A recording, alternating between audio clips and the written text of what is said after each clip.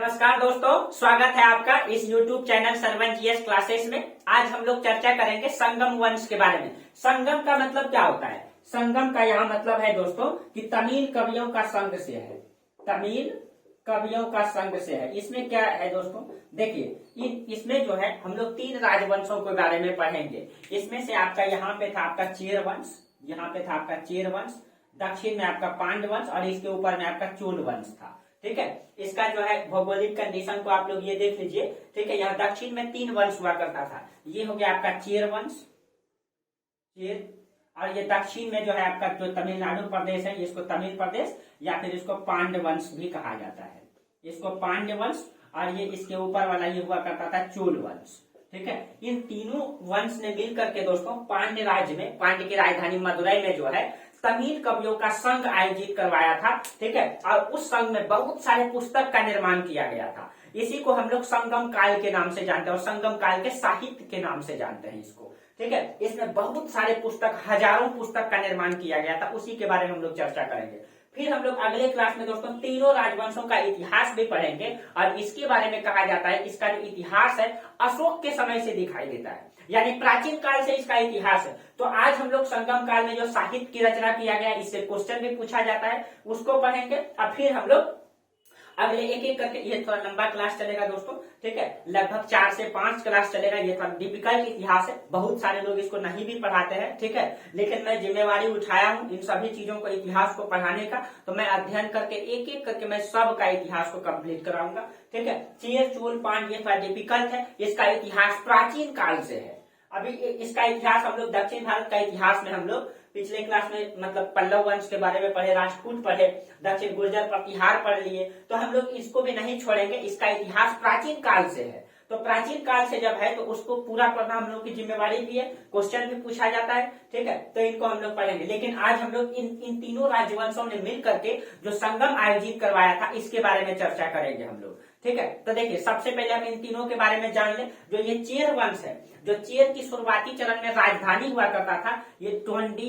ठीक है, और टोंडी के बाद इसने राजधानी बनाया मुसीरी और मुर्जारस। ठीक है, ये चेर की जो राजधानी था सबसे पहले इसने टोंडी को राजधानी बनाया।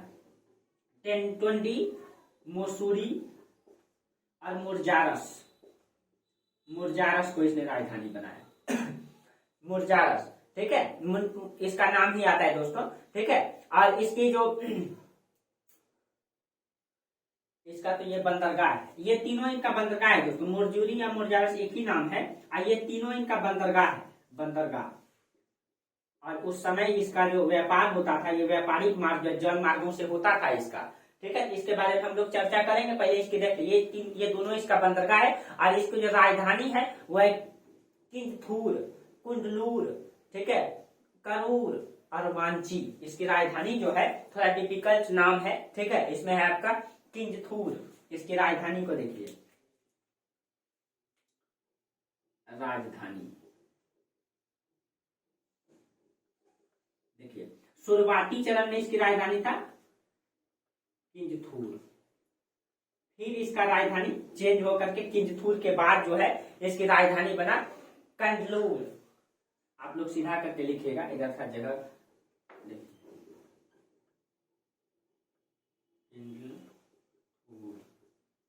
किंजलूर, किंजलूर।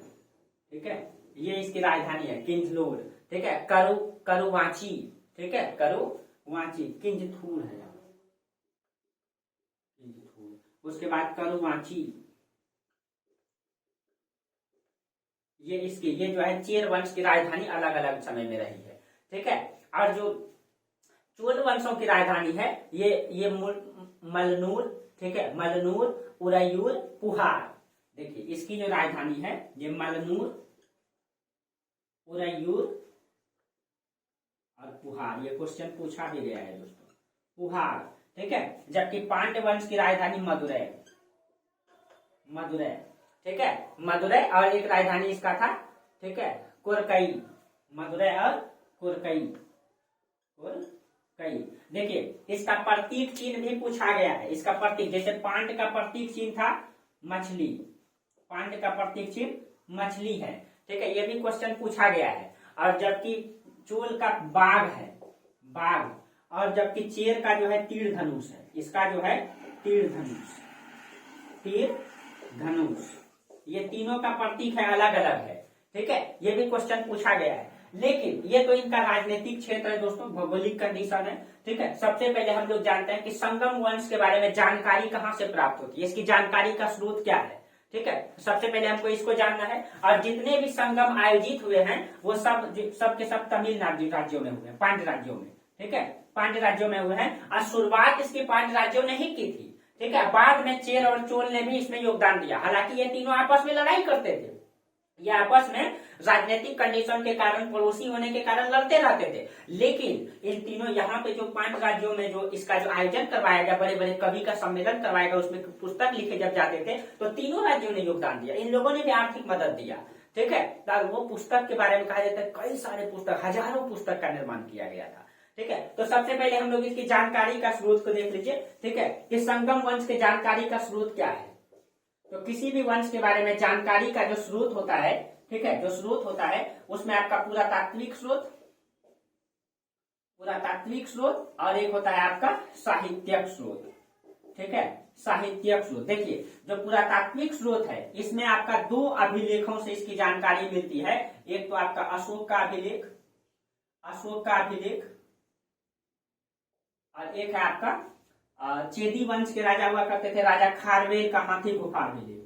ठीक है, तो राजा खारवेल का जो है हाथी गुफा अभिलेख। ठीक है, इसमें इसकी जानकारी मिलती है। देखिए, जो अशोक का अभिलेख है दोस्तों, अशोक का अभिलेख में जो है इसमें आपका दूसरे, 5वें और 3रे शिलालेख में दक्षिण राज्यों के बारे में कहा गया है। आप याद कीजिए दोस्तों, आप लोगों को पढ़ाई भी है वहां प्राचीन काल में, अशोक ने न सिर्फ अपने राज्यों की बल्कि पड़ोसी राज्यों के भी मनुष्य के साथ साथ जीव जंतु और पशु पक्षियों, सभी जानवरों का भी चिकित्सा की बात करता है। यानी ये दुनिया का पहला ऐसा शासक है दोस्तों, ठीक है, जो है मनुष्य की चिकित्सा के साथ साथ पशु पक्षियों और जीव जंतुओं को भी चिकित्सा की बात करता है। यानी ये सभी के बारे में दया और करुणा दिखाता है। ठीक है, और उसमें से ये कहता है कि चिकित्सा जो है सिर्फ अपने राज्यों में नहीं, पड़ोसी राज्यों में भी होना चाहिए। ठीक है, और उसी में ये अपने पड़ोसी राज्य के रूप में उल्लेख किया अशोक के अभिलेख में कि हमारा पड़ोसी राज्य चेर चोल पांड है। इसका मतलब ये है कि अशोक ने पूरे भारत को जीता, चेर चोल पांड उसका पड़ोसी राज्य है, इसको उसने नहीं जीता। इसका उल्लेख आया है और श्रीलंका का भी उल्लेख उसने किया है। तो पुरातात्विक स्रोत में अशोक के अभिलेख में ये चर्चा आता है। और जो हाथी गुफा अभिलेख है राजा खारवेल का है, ये चेदी वंश के राजा हुआ करते थे और इस अभिलेख में इसने अपने सारे विजयों का उल्लेख किया है। इसने लगभग 13 विजय किए हैं और 13 विजय का उल्लेख इसमें क्रम वाइज किया है। और इसमें हाथी गुफा अभिलेख में क्या चर्चा मिलता है, इसमें खारवेल हाथी गुफा अभिलेख में लिखता है कि मैंने राज्याभिषेक के 11वें वर्ष ठीक है तमिल संगम को जीता। दोस्तों इसी तरह कुछ उल्लेख है, एक सेकंड, तमिल संगम को जीता, हाँ इसी तरह उल्लेख है इसमें। ठीक है, और इसी तरह इसका उल्लेख आया है। अगर हम साहित्यिक स्रोत की बात करें, साहित्यिक स्रोत में जो है इसमें इरायनार अप्पोरुल एक लेखक है। ठीक है, इरायनार अप्पोरुल, देखिए इरायनार अप्पोरुल, इसने जो है एक टीका लिखा है, एक भाष्य लिखा है। ठीक है, एक भाष्य लिखा है यानी टीका लिखा है। उस टीका में इस तीनों राजवंशों का उल्लेख किया है। उस टीका में इसने जो है तीनों राजवंशों का उल्लेख किया है। ठीक है, हाँ, इसमें ये कहा है दोस्तों, इसने ये कहा है कि मैंने अपने राज्याभिषेक के राज्यकाल के 11वें वर्ष तमिल देश संगठन को पराजित किया। इसमें ये लिखा गया है कि तमिल देश संगठन, इसमें लिखा गया है संगठन। संगठन का मतलब हो गया दोस्तों संगठन, ये संगठन कौन है, चेर चोल और पांड्य, तीनों को संगठन कहा गया। इसका मतलब है कि चेदी वंश के राजा खारवेल ने इस पूरे राज्यों को भी जीता ने। जो चेदी वंश के यहाँ उड़ीसा में हुआ करता था कलिंग, ठीक है, कलिंग, उसी कलिंग को अभी अशोक ने भी जीता था। ठीक है, और यही खारवेल का हाथी गुफा अभिलेख है जिसमें प्रथम मूर्ति पूजा का प्रमाण मिलता है। आप याद कीजिए, ठीक है, इसमें हम चर्चा किए हैं कि जिनसेन की मूर्ति जो है मगध के शासक ने लेके गया था। हालांकि वो अलग टॉपिक है, यहाँ चर्चा नहीं करेंगे उसका। ठीक है, अब देखिए उसमें एक और साहित्यिक स्रोत है, कात्यायन ने जो है पाणिनि पर एक टीका लिखा है, कात्यायन। ठीक है, देखिए इसमें जो पुस्तक में एक और है, कात्यायन ने, इसने जो है पाणिनि पर एक टीका लिखा है। ठीक है, और जिसमें कहा गया है कि पांड्यों की उत्पत्ति महाभारत के पांडवों से संबंध बताया गया है। इसमें ये कहा गया है, इसमें जो टीका लिखा है इसमें कहा है कि जो महाभारत में पांड्य हैं, ठीक है, महाभारत के जो पांड्य हैं उससे इसका संबंध बताया गया है कि महाभारत के पांड्य से ही इस पांडवों की उत्पत्ति हुई। ठीक है, ये इनका साहित्यिक स्रोत और पुरातात्विक स्रोत जानकारी है दोस्तों। ठीक है, देखिए अब अगर हम बात करें कि संगम शब्द का सर्वप्रथम उल्लेख किसने किया है, तो नैनार संत हुआ करता था अपार ने। ठीक है, संगम शब्द का सर्वप्रथम प्रयोग, संगम शब्द, तो संगम शब्द का सर्वप्रथम प्रयोग नैनार संत हुआ करता था, नैनार संत का नाम था अपार ने। ठीक है, नैनार शब्द संघ अपार ने इस शब्द का सर्वप्रथम प्रयोग किया। तो देखिए इसने जो संघ आयोजित किया था दोस्तों, इस तीनों राज्यों ने मिलकर के क्या किया था, शुरुआत इसका पांडवंशों ने किया। पांडवंशों ने बहुत सारा मतलब कि महान महान कवियों को बुला करके बहुत सारा अपना इतिहास को लिखाना चाहते थे, बहुत सारे पुस्तकों का निर्माण करवाए, बहुत सारे उपन्यास, बहुत सारे महाकाव्य का निर्माण करवाए। ठीक है, कहा जाता है हजारों पुस्तक लिखा है। हालांकि दोस्तों ये इतिहास अलंकृत टाइप का दिखाई देता है। ठीक है, लेकिन फिर भी उन सब चीजों को हम दूर करके हमको पढ़ना है जो मतलब स्रोत मिला है। ठीक है, कहा जाता है कि पांड्य राज के दरबार में जो प्रतिष्ठित कवियों का जो है संघ बुलाया गया। ठीक है, जो साहित्य समालोचकों का एक मंडल कायम करते थे। ठीक है, और कहा जाता है कि परवर्ती तमिल कवियों और विद्वानों ने जो है इस विद्वत मंडल के लिए संगम शब्द का प्रयोग किया, क्योंकि तीन राज्य मिलकर, संगम का मतलब क्या होता है, मिलन। ठीक है, और टोटल कहा जाता है कि 3 संगम आयोजित किया तीनों राज्यों ने मिलकर के। 3 संगम, तीनों जो है मदुरई के 5 शासकों की राजधानी मदुरई और कपाटपुरम में आयोजित किया गया। मदुरई और कपाटपुरम में तीनों ने मिलकर के 3 संगम आयोजित किया। तो तीनों संगम के बारे में हम लोग चर्चा करते हैं, कब कब हुआ। ठीक है, हालांकि ये थोड़ा इसका जो कार्यकाल है और थोड़ा सा जो ईस्वी है ये तो अलंकारिक टाइप का दिखाई देगा। ठीक है, तो लेकिन फिर भी जो प्रमाण मिला है उसके आधार पे हम लोग देख लेते हैं। ठीक है, इन तीनों ने मिलकर के 3 संगम आयोजित करवाया। ठीक है, तो इसमें देखिए प्रथम संगम, देखिए ये जो प्रथम संगम आयोजित करवाया गया, इसके प्रमुख आचार्य हुआ करते थे, गुरु हुआ करते थे आचार्य, उसका नाम था अगस्त्यनार या अगस्त्य ऋषि।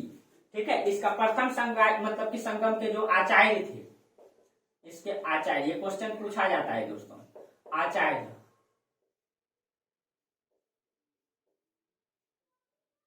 अगस्त्य ऋषि, इसके आचार्य हुआ करते थे प्रथम संगम के। ठीक है, आज जो मतलब कि अगस्त्यनार है दोस्तों या अगस्त्य ऋषि है। ठीक है,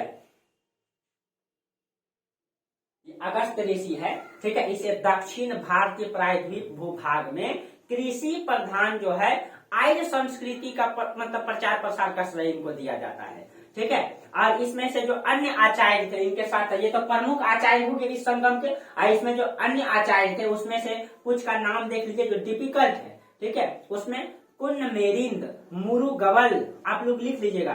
ठीक है, कुन्न मेरिंद, मुरु गवल, तिरुपुर मेरिथ। ठीक है, और उसमें है मुदी नाग रायर। ठीक है, बड़ा डिफिकल्ट नाम है, आप लोग सबको याद तो नहीं रखना है, लेकिन आप लोग ध्यान में रखिएगा। और इसकी जो स्थापना, जो प्रथम संगम हुआ, इसकी स्थापना कहाँ पे हुआ प्रथम संगम की, तो ये सब तमिल राज्य के मदुरई में हुआ। पहला मदुरई, इसकी राजधानी है, मदुरई में स्थापित हुआ प्रथम संगम की। ठीक है, और इसमें कुल 89 पांड्य शासकों ने योगदान दिया था, करम वाइज करम। देखिए इसी पहला में सिर्फ पांड्य शासकों ने, ठीक है, पांड्य शासक, और इसमें पांड्य शासक में 89 पांड्य शासकों ने करम वाइज करम योगदान दिया।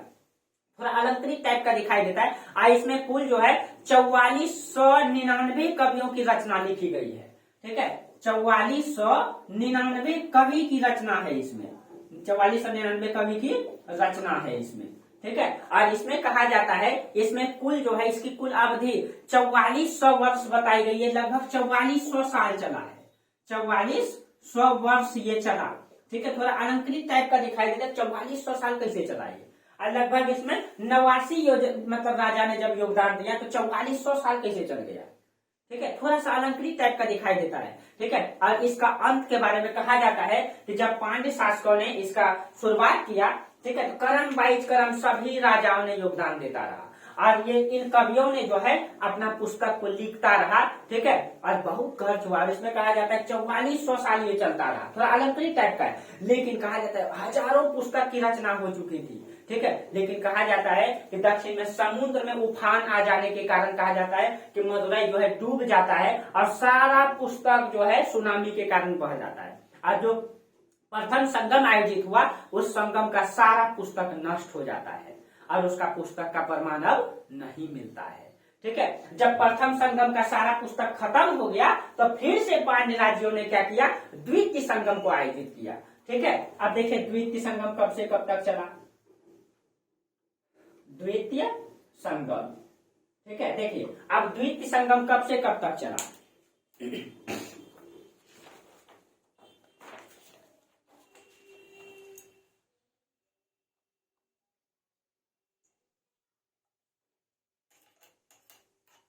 देखिए जो द्वितीय संगम हुआ, ये आपका हुआ कपाटपुरम में, पांड्य में ही पड़ता है कपाटपुरम, कपाटपुरम में हुआ द्वितीय संगम।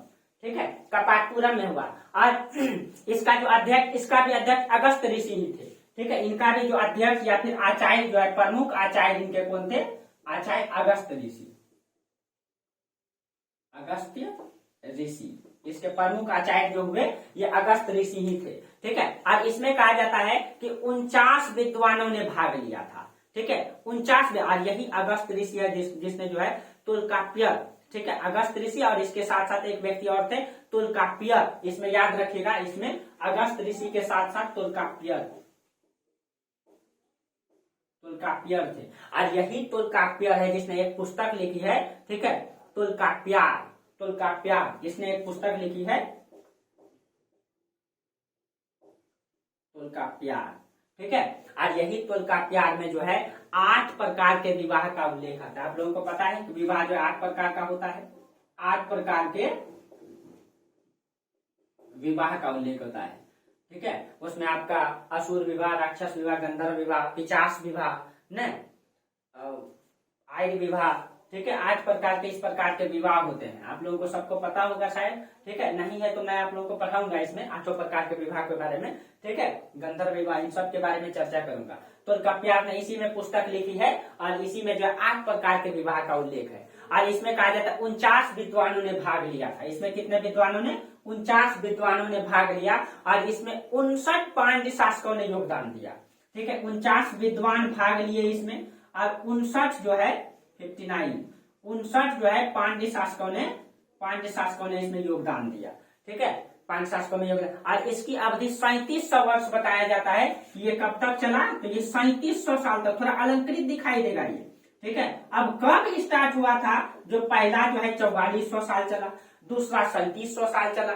ठीक है, थोड़ा सा कुछ अलंकृत टाइप का दिखाई दे, और इसमें कुल 37,000 कविताओं की रचना किया गया था। इसमें जो कविता लिखे गए 3700 साल में, 37,000 कविता इसमें लिखी गई, 37,000 कविता लिखी गई। ठीक है, लिखी गई, और इसके मतलब इस काल के ग्रंथ में कुछ ग्रंथ का नाम भी आता है, जैसे अगस्त्यम। ठीक है, इसको लिख लीजिएगा आप लोग, अगस्त्यम, मापुराणम, कली, इसमें लिख लीजिए अगस्त्यम,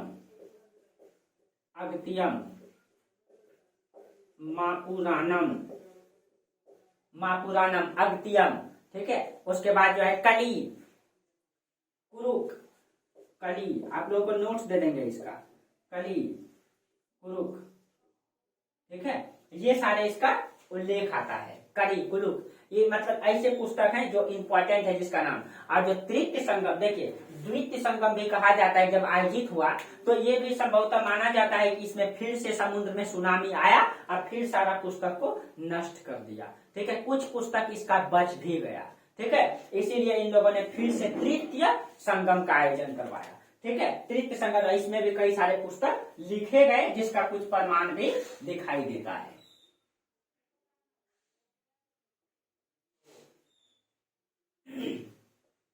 देखिए अब इसमें जो आपका तृतीय संगम है, तृतीय संगम,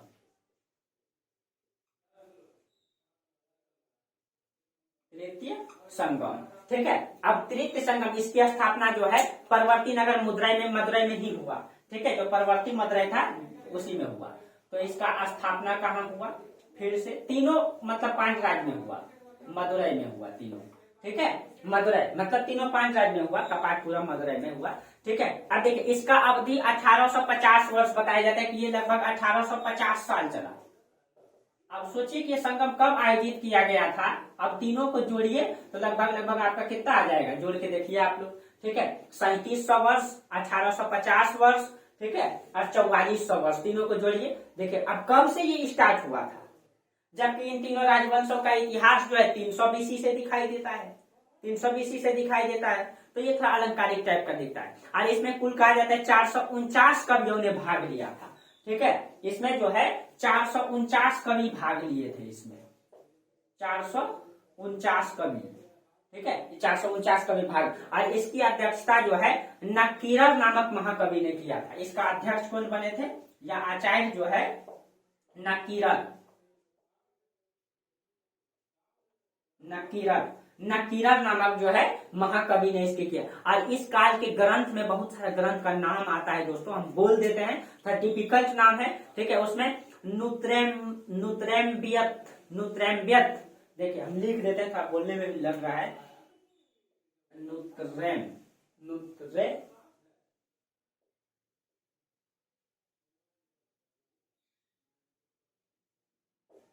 नुत्रैम्बियत, ठीक है। उसके बाद परिनाडल, ठीक है, एक है आपका एक है परिनाडल, ठीक है, परिनाडल। उसके बाद है नैदुक थोके,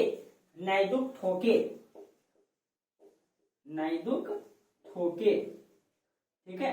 ये और कई सारा इसमें है कुत, परिसे,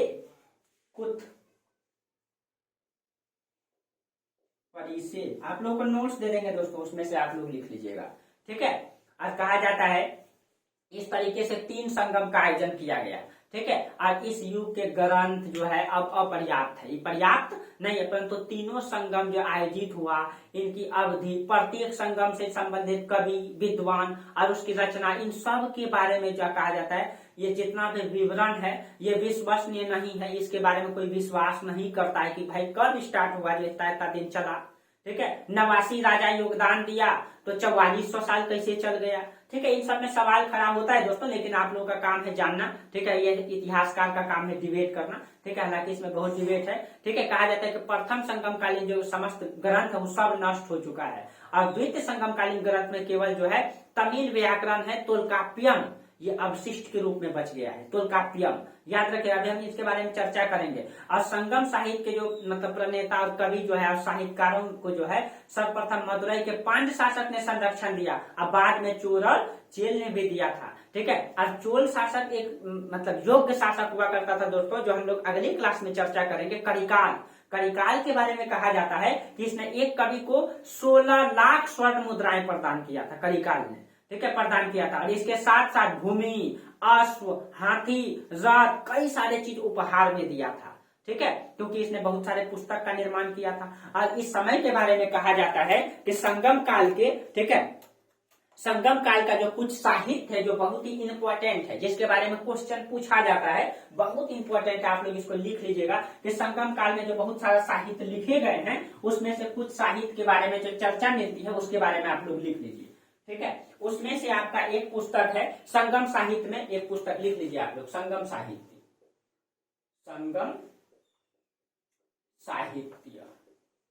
इसमें से जो संगम काल में जो साहित्य की रचना की गई उसमें एक पुस्तक है कुरल, ये बहुत इंपॉर्टेंट पुस्तक है, कुरल। अब कुरल के बारे में कहा जाता है कि इसकी भाषा तमिल है, ठीक है, और इसका लेखक जो है तिरुवल्लुवर।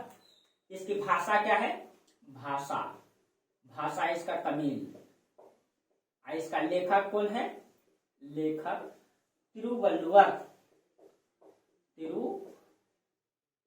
देखिए ये सब तमिल नाम है दोस्तों, इसीलिए ऐसा है, तिरुवल्लुवर, ठीक है।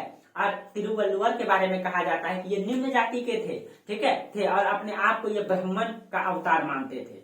ठीक है, ब्राह्मण का अवतार मानते थे। और कहा जाता है कि दक्षिण भारत में इसे तमिल साहित्य का बाइबिल कहा जाता है। याद रखिएगा, ये कुरल को दक्षिण भारत में, ठीक है, दक्षिण भारत में तमिल साहित्य का बाइबिल, तमिल साहित्य का बाइबिल कहा जाता है इसको, इसीलिए इसको ध्यान में रखिएगा। ठीक है, क्वेश्चन पूछ लेगा कि तमिल साहित्य का बाइबिल कौन सा पुस्तक है। ठीक है, ये। और दक्षिण भारत में इसे पंचवेद भी कहा जाता है, यानी कि 4 वेद है ना दोस्तों। दक्षिण भारत में इसको 5वां वेद माना गया है। इसको दक्षिण भारत में, ठीक है, पंचवेद भी कहा जाता है, पंचवेद भी कहा जाता है। इसीलिए ये बहुत इंपॉर्टेंट है ये पुस्तक कुरल। ठीक है, एक पुस्तक है परिनार, एक पुस्तक है परिनार, परिनार। ठीक है, अब देखिए परिनार, इसका लेखक है कपिलार। ठीक है, इन्होंने अपना प्राण को कहा जाता है अनशन से त्यागा था कपिलार ने। ठीक है, इसका लेखक कौन है? लेखक कपिलार, कपिलार। इसने अपना प्राण को जो है अनशन से त्याग दिया था। ठीक है, कपिलार ने। उसके बाद एक पुस्तक है एलादी, ये सब पुस्तक इंपॉर्टेंट है। एलादी, एलादी। और एलादी के बारे में कहा जाता है, एलादी का जो लेखक है, इसमें एलादी में कहा जाता है औषधियां और 4 वेदों का उल्लेख आता है। यानी कि जो चिकित्सा है, चिकित्सा शास्त्र के बारे में इसमें उल्लेख है, औषधि के बारे में उल्लेख है, कौन सा बीमारी में क्या उल्लेख, मतलब कि उपयोग करना चाहिए, इसमें उल्लेख आता है दोस्तों। ठीक है, और इसमें 4 वेद का भी उल्लेख है। और एक पुस्तक है परिपादल, ये संगीत का ग्रंथ है। परिपादल आप लोग लिख लीजिएगा, इसका लेखक का पता नहीं है। परिपादल, परिपादल। और इसमें ये संगीत का ग्रंथ है ये। ठीक है, एक है अहनानुरु, अहनानुरु के बारे में तो आप लोग सुने नहीं होंगे। अहनानुरु, और इसको किसने लिखा है तो आप लोग को पता है, मामूल नार ने, मामूल नार। ये क्वेश्चन पूछा भी गया है, मामूल नार। ठीक है, ये इंपॉर्टेंट जो है संगम साहित्य है दोस्तों। ठीक है, इंपॉर्टेंट संगम साहित्य है। लेकिन अगर हम चर्चा करें कि संगम कालीन महाकाव्य के बारे में, ठीक है, हम चर्चा करेंगे कि संगम काल में जो महाकाव्य लिखे गए हैं उसके बारे में। आपको पता है कि उत्तर भारत में 2 महाकाव्य, रामायण और महाभारत। ठीक है, रामायण और महाभारत। ठीक है, और रामायण जो है 7 कांडों में है, आप लोगों को पता होगा। उसमें अयोध्या कांड अलग है, लंका कांड है न, और कौन सा अरण्य कांड है। इस तरीके से 8 अयोध्या कांड है, और इस तरीके से 8 कांडों में है न। उसी तरीके से यानी महाकाव्य बहुत बड़ा पुस्तक है ये। ठीक है, उसी तरह संगम कालीन महाकाव्य के बारे में हम लोग चर्चा करते हैं, जो बहुत ही इंपॉर्टेंट है। ठीक है, तो संगम कालीन महाकाव्य, संगम कालीन महाकाव्य, इस समय जो महाकाव्य लिखी गई है उसके बारे में हम लोग चर्चा करते हैं। इसमें सबसे प्रथम में आपका शिल्पाधिकारम। ठीक है, एक में है आपका शिल्पाधिकारम, शिल्पाधिकारम। ये संगम काल का महाकाव्य है। ठीक है, और इसका लेखक भी आप लोग एक तरफ लेखक का नाम लिख लीजिएगा, एक तरफ लेखक हम लिख देते हैं। सबका पहले नाम लिख लीजिए, शिल्पाधिकारम। ठीक है, मणि मेखले। अभी इन सब को डिटेल्स करेंगे। मणि मेखले, मणि मेखले।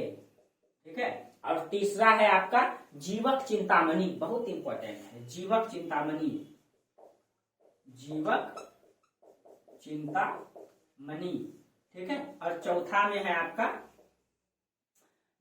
है आपका वलयपति, वलयपति।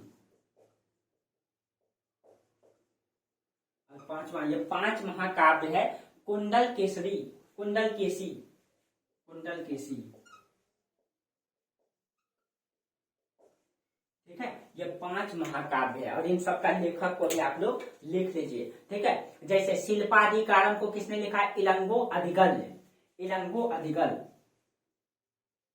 इलंगो अधिगल, इलंगो अधिगल। और मणि मेखले को जो है शीतले सतनार, शीतले सतनार,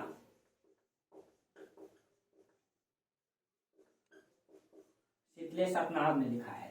और जीवक चिंतामणि इसको तिरुतेदवर,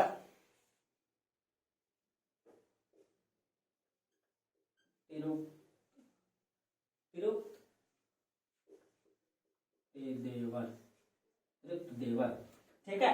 और इन दोनों के बारे में कहा जाता है ये दोनों उपलब्ध नहीं है दोस्तों, ये दोनों जो है उपलब्ध नहीं है, उपलब्ध नहीं है, ठीक है। ये संगम कालीन महाकाव्य है, ठीक है। और इसमें यह भी क्वेश्चन पूछा जाता है कि जो इलंगो अधिगल है ये जैन धर्म से प्रभावित है और मणिमेखले बौद्ध धर्म से। ये जैन धर्म की इसमें कहानियां दिया गया है, जैन धर्म से प्रभावित है, ये जो है बौद्ध धर्म से। इसकी कहानी सुनाएंगे दोस्तों, ठीक है। शिल्पाधिकारम, शिल्पाधिकारम का मतलब होता है नुपुर की कहानी, ठीक है। इसमें नुपुर का मतलब होता है दोस्तों पायल, ठीक है। इसमें एक बेहतरीन पायल की कहानी दिया गया है, उसमें 3 मतलब की मतलब क्या कहते हैं कहानी के पात्र हैं नुपुर के, कोवलन, कनिकी और माधवी, ठीक है। बहुत ही मार्मिक कहानी दिया गया है इसमें, ठीक है, शिल्पाधिकारम में, ठीक है। और इसके बारे में दोस्तों, ठीक है, हम अगली क्लास में चर्चा करेंगे, क्योंकि अब लगता है कि अगर देखिए सभी साहित्य के बारे में, शिल्पाधिकारम के बारे में चर्चा करेंगे, मणिमेखले के बारे में चर्चा करेंगे डिटेल से, उसमें क्या क्या कहानी दी गई है, ठीक है। और इससे क्वेश्चन भी पूछा जाता है, ठीक है, क्वेश्चन भी पूछा जाता है। और देखिए ये जो चेर, चोल और पांड्य राज है इसका इतिहास भी हम लोग देखेंगे एक एक करके, ठीक है। थोड़ा क्लास लंबा चलेगा दोस्तों, इसका 4 से 5 क्लास चलेगा, लेकिन पूरा इतिहास को हम लोग चर्चा करेंगे इसका, ठीक है। पूरा इतिहास को पढ़ेंगे। और फिर ये जो पांड्य राज है, पांड्य राज के बारे में सबसे पहले 300 बीसी में दिखाई देता है, और 300 बीसी से लेकर के लगभग 500 से 600 ईस्वी तक इसका इतिहास है। और फिर बीच में इसका इतिहास खत्म हो जाता है, और फिर 800 ईस्वी में इसका इतिहास दिखाई देता है, 800 ईस्वी में दिखाई देता है, ठीक है। और तब तक उत्तर भारत में राजनीतिक सत्ता परिवर्तित हो चुका था। तो दोनों को जोड़ के हम लोग देखेंगे, दोनों को जोड़ के देखेंगे, लिंक कर देंगे, ठीक है। तो पहले आज हम लोग संगम काल के बारे में जान लिए कि तीनों मतलब मिल करके जो है संगम का आयोजित करवाया, बड़े बड़े महाकवियों का उसने बहुत सारे पुस्तक का निर्माण करवाया, ठीक है। अब कौन सा राजा करवाए थे तो उसका राजनीतिक इतिहास को पढ़ेंगे तब हम लोग समझेंगे, ठीक है। तो जब वंश के बारे में पढ़ेंगे तब, तो पिछले अगले क्लास में हम लोग कोशिश करेंगे आगे चर्चा करेंगे, ठीक है, जहां तक हो पाएगा। चलिए तो आज यहीं तक रहने दीजिए दोस्तों, ठीक है। फिर हम लोग अगली क्लास में चर्चा करेंगे। हाँ, आप लोग को अगर क्लास अच्छा लगता है, बाकी आप लोग जानते ही है, ठीक है, कि बीपीएससी के लिए आपको सोचना ही नहीं है, ठीक है, पीसीएस के लिए सोचना ही नहीं है। अगर आप आईएएस भी देते हैं तो एक बार खाली सिलेबस देख लीजिए, फिर आपको खुद समझ में आ जाएगा कि क्वेश्चन बनता है कि नहीं बनता है, ठीक है। और बीपीएससी का लगभग क्वेश्चन मेरा नोट से मिल जाता है दोस्तों, इस बार जो पूछा गया, ठीक है। तो आप लोग को डरने की अब जरूरत ही नहीं है, ठीक है, जरूरत नहीं। और जो ऑथेंटिक छात्र छात्राएं हैं अब उसको तो और नहीं डरना है, क्योंकि जो सिलेबस पढ़े हैं, जो सिलेबस में ध्यान देते हैं, फोकस करते हैं, ठीक है, उसके लिए बहुत अच्छा हो गया अब, ठीक है। पहले क्या होता था, सब छात्र एग्जाम में बैठ गए, ग्रुप डी भी दे रहे हैं, एसएससी भी दे रहे हैं, और 50,000 के लालच में बीपीएससी दे दिए, और नेगेटिव मार्किंग होता नहीं था। अब किसी तरह तुक्का मार के पीटी निकाल दिए, ठीक है। अब वो सब छात्र तो नहीं बैठते एग्जाम में, कम से कम जो ओरिजिनल छात्र था अब उनके लिए क्या आसान हो गया, अब कटअप जो है कि ज्यादा नहीं जाएगा। क्यों? क्योंकि भीड़ लगने के कारण जो है गलती सलती जो भी बना दिए, कटअप जो है ज्यादा चल जाता था पीटी का। इससे जो ऑथेंटिक छात्र होता था, जो मेंस में ज्यादा फोकस करता था, पीटी में कम, वो छट जाता था पीटी में, ठीक है। तो अब जो रियल में पढ़ेंगे, ठीक है, उनके लिए बहुत सुविधा हो गया। प्लस में मेंस पेपर में मतलब ये ऑप्शनल पेपर समाप्त हो गया, वैकल्पिक सब्जेक्ट, उससे क्या हो जाएगा ना, ऐसे क्या होता था, मान लीजिए थोड़ा सा हम चर्चा कर दें, जो वैकल्पिक विषय होता था वो 300 मार्क्स का है, ठीक है, यानी कि ऑप्शनल पेपर जो है 300 मार्क्स का होता है, आपको पता है। इसमें क्या होता था, इसमें मान लीजिए किसी का हिस्ट्री है तो ये बहुत अच्छा भी लिखते थे तो इनको मार्क्स नहीं मिल पाता था, बहुत अच्छा भी लिखते थे तो 140, 150, 170। लेकिन यही ऑप्शनल पेपर में अगर किसी का मतलब कि फिजिक्स, केमिस्ट्री या मैथ रहता था तो वो जो है अच्छा मार्क्स ला लेता था, यानी कि 300 में लगभग 280 मार्क्स ला लेता था। कितना अंतर हो जाता था, कितना बहुत ज्यादा अंतर हो जाता था। अब क्या ऑप्शनल पेपर खत्म हो गया, यानी ऑप्शनल पेपर को अब क्या कर दिया गया, एमसीक्यू कर दिया गया, इससे आसानी हो गया और इसके स्थान पर निबंध ला दिया, ठीक है। अब आप कोई वैकल्पिक सब्जेक्ट लीजिए, इसका मतलब है कि आपको जीएस पेपर में ज्यादा फोकस करना है, उसमें हिस्ट्री, ज्योग्राफी, पॉलिटी खास करके, ठीक है, खास करके इसमें ज्यादा फोकस करना है, बिहार और करेंट में। और इस बार का ट्रेंड भी यही है, क्वेश्चन भी अब समझ में आ गया कि क्या ट्रेंडिंग रहेगा, इसीलिए डरने की जरूरत नहीं है। आप लोग सिलेबस को देखते रहिए, बाकी जहां समस्या होता है आप लोग कमेंट जरूर कीजिए, ठीक है। आप कॉल भी कर सकते हैं, ठीक है। बाकी हम आप लोग को सहयोग करते रहेंगे, आप लोग हमको सहयोग करते रहिए, और इसी तरह संसार भी चलता रहेगा, हम भी चलते रहेंगे, आप भी चलते रहिएगा, क्या। चलिए तो आज हम लोग यहीं तक चर्चा करेंगे दोस्तों, तब तक के लिए आप लोगों को बहुत बहुत धन्यवाद, थैंक यू।